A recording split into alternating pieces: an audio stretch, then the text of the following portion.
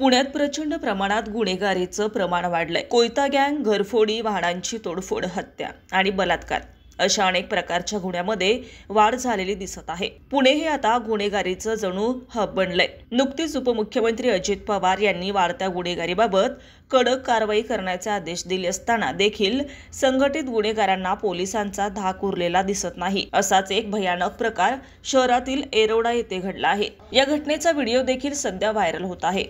येरवड्यातील RS company नामक टोळीने एका तरुणाचं अपहरण करून त्याला बेदम मारहाण केली आणि त्याचा व्हिडिओ तयार करून तो Instagramवर अपलोड केला।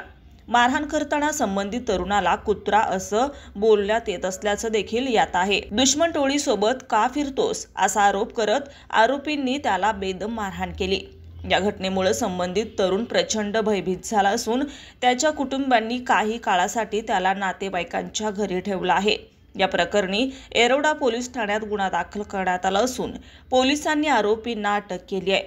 अनसफ हसनैन अशरफ असं मारहाण झालेल्या तरुणाचं नाव असून 27 जानेवारी रोजी त्याचं अपहरण करण्यात आलं होतं। पोलिसांनी आरोपी विकी उर्फ विजय कांबळे, तुषार शेटे आणि शैलेश ससाने यांना अटक केली आहे। या प्रकरणी तरुणाच्या आईने पोलीस स्टेशनमध्ये तक्रार दिली आहे।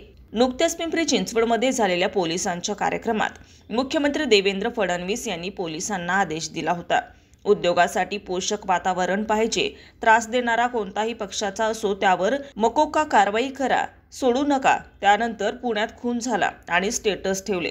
कायद्याचा धाक गुन्हेगारींना राहिलेला नाही, त्यामुळे पुण्यात सर्रास गुन्हेगारी कारवाया घडतात।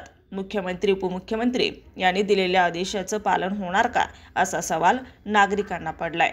हर्निया, मूळव्याध, पित्ताचे विकार, पित्ताशयाचे खडे, हायटिस हर्निया या प्रकारच्या आजाराने त्रस्त असाल आणि दुर्बिणीद्वारे शस्त्रक्रिया करून घ्यायची असेल तर हडपसरच्या सुप्रसिद्ध डॉक्टर म्हस्के हॉस्पिटलमध्ये त्वरित संपर्क साधा आणि विश्वासार्ह उपचार अनुभवा।